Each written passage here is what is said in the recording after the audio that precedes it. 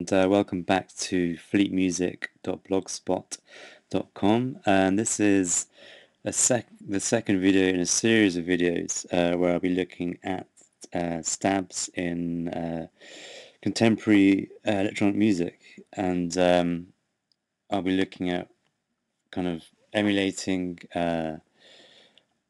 stabs sounds that you hear in other people's tracks, and also looking at ways to synthesize your own, all that using Ableton really. So the first thing I'm going to do is just play a bit of this reference track, which is a track called Activity Chain by Sven Weissman, who's a very talented young producer. And I'm sure you probably know this track, but it's a really nice, beautiful piece of deep house. The reason why I thought it was a good idea, just if we just focus in on the 32 bar intro, there's a kind of variety of stabs. Admittedly, some of them the same stabs with just kind of adjusted cutoffs and different being affected different ways, but there's a kind of nice palette of sounds there. So I went through and found various stabs that I like the sound of. So that's stab one, the second stab, and the third stab, which is basically the same as the first, but just slightly different cutoff. So the first task was really to look at stab one and actually look at the notes being used in the chord. Thankfully for us, it's pretty simple. We can see we've got our B, we've got our D sharp 2, we've got our F sharp, and we have our A sharp.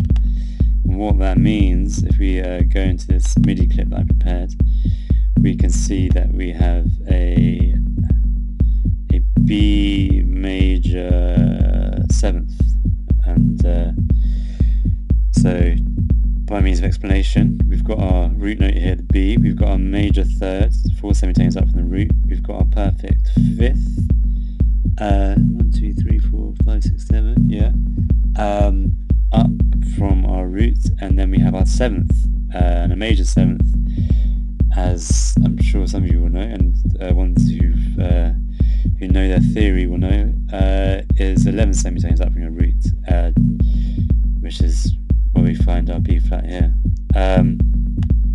So that is the actual chord which is used to produce this first stab. So let's move over into this MIDI track where I have attempted to emulate that track, or that stab, should I say.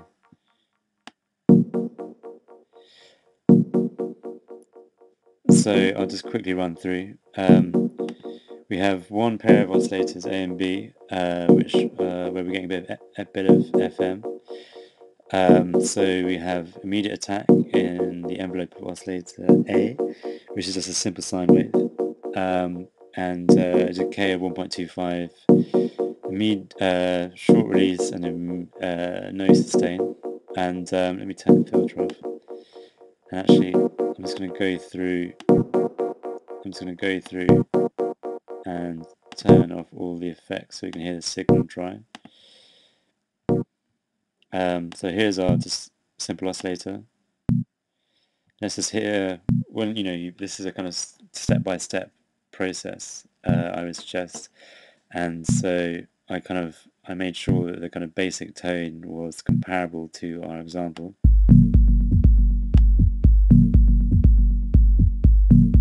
Which it is, I think, I would suggest. And so, yeah, oscillator B is modulating oscillator A, and oscillator B is a square 4, which you can select from here. And I'm not 100%. I'm sure this isn't exactly the same way that Sven Weissman produced the track, produced the sound, but it's a way in which I'm going to go about trying to recreate it. Because I felt there was a kind of soary quality to that sound. a slight subtle sorry qualities to that sound that I need to bring in. So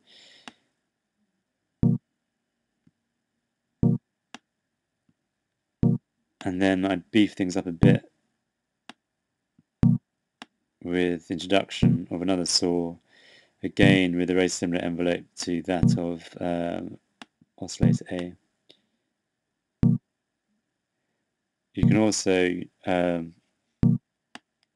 just by using the time parameter down here, which will globally affect the attack of all the oscillators, just so you can kind of fine tune it.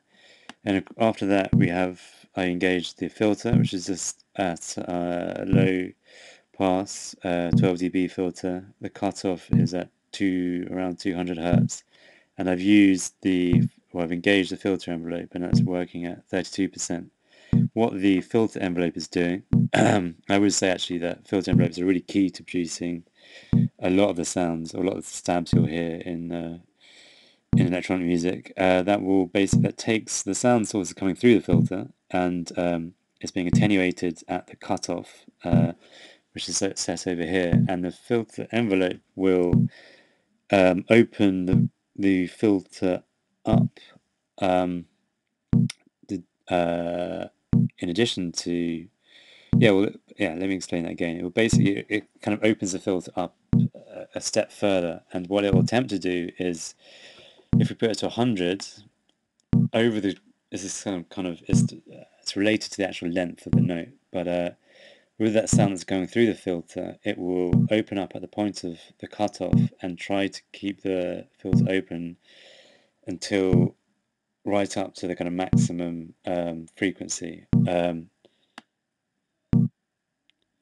But if we have a shorter envelope, it will only open up the filter partially. So this is going to be about a third of all the way open, of maximum kind of openness of the filter. So that would be the same as just opening it right up there. But we're going to, what's the reason or the rationale for using envelope is it kind of adds a kind of other layer of modulation, other kind of layer of richness, really. And you can also, there's obviously an envelope for that, and you can get kind of very nice sounds out of that by manipulating these parameters. I won't get sidetracked doing that now, but I think there's lots of room for experimentation there. But yeah, the key point is filter envelopes are very important. Sorry, got sidetracked. Yeah, and then I've just used the spread parameter in operator, which is just effectively widens the sound, so you can hear the stereo image changing. And then I'm just going to quickly run through some of the effects. Overdrive, pretty useful in stabs. Used very, very subtly here. The EQ3, I'm just rolling off the lows. Then a little bit of reverb, just to kind of give it a bit more presence and a bit of sustain. And then a bit of filter delay.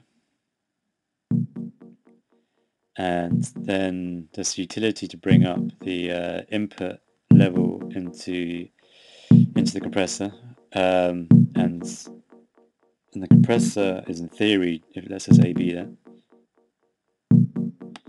I have an RMS, so it's going to miss any peaks reading the sound, but it's going to bring up the average level. So you can see we're getting a bit of gain reduction, and therefore bringing up the average level a bit. We can spend a while maybe rolling the attack back a bit, which will bring the average level up a bit more, which is kind of an important thing to do if you've got a fair bit of reverb on a sound, because you don't want it too washed out. So that's that first sound. The second sound, I'm not going to go through in depth. So here it is, stab 2. Bit more of a sorry affair. And I struggled for ages to try and replicate this sound, and I couldn't. It beat me, unfortunately. So if if anyone can replicate it, I'd be very interested to hear. The third stab really is just very similar to the first, and I've just used some slightly different effects. But just wanted to highlight the use of the auto filter in here. So it's another kind of sound shaping option that we have in our effects chain.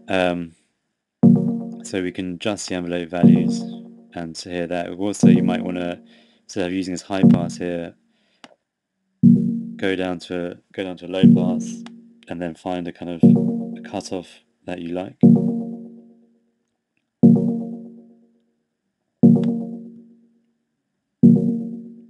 And then let's backtrack slightly and look at the actual sound. The sound's very, very, very simple. It is simply just a 2-oscillator synth, no FM. So the first is the saw 3 with 500 millisecond decay, virtually no release and no sustain. Let's hear what that sounds like by itself. It sounds pretty nice. I mean, it has a kind of enjoyable warmth to it. I think the overdrive is working quite well with it, and the filter delay seems to be quite nice in my opinion. And then if we bring in oscillator C, which is a user-defined wave, where I think if we look at the oscillator, I've just drawn in some harmonics. Those of you who aren't familiar with this, it's a really great way to create sounds, additive synthesis. And then just adds a slightly sort of dissonant quality to overall sound. Again, low pass filter with a relative short decay, a bit of envelope, and a cutoff around 170 Hertz. Then go through the overdrive, then EQ3 to cut out any lows we don't want, to stop interfering with the kick and the bass, which is always a good idea for something anyway, for a sound like this, which is supposed to be sitting in the mid-range, should I say, and effects that I showed you earlier. So at this juncture, I'm just going to make some mapping. So I'm going to map the cutoff to macro 1.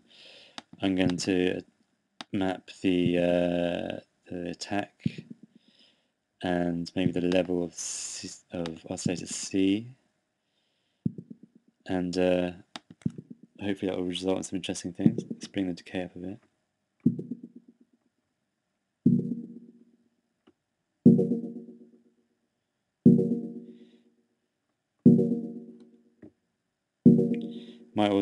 What's also quite good is to map the time, so you kind of have global control. I'm just going to adjust the minimum value of the time, so it starts off at 0, so it doesn't completely ruin our sound, and then we can just roll that up.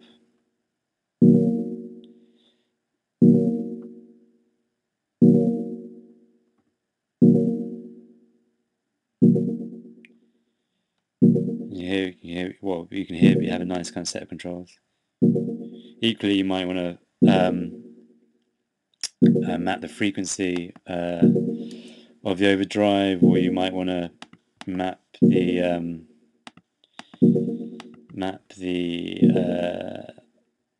dry wet of the reverb there, or the cutoff of your auto filter, but I'll leave that all up to you. Yep, thanks for listening. That's the end of the second tutorial or video, and I'll be back with lots more. So check out fleetmusic.blogspot.com. Cheers, goodbye.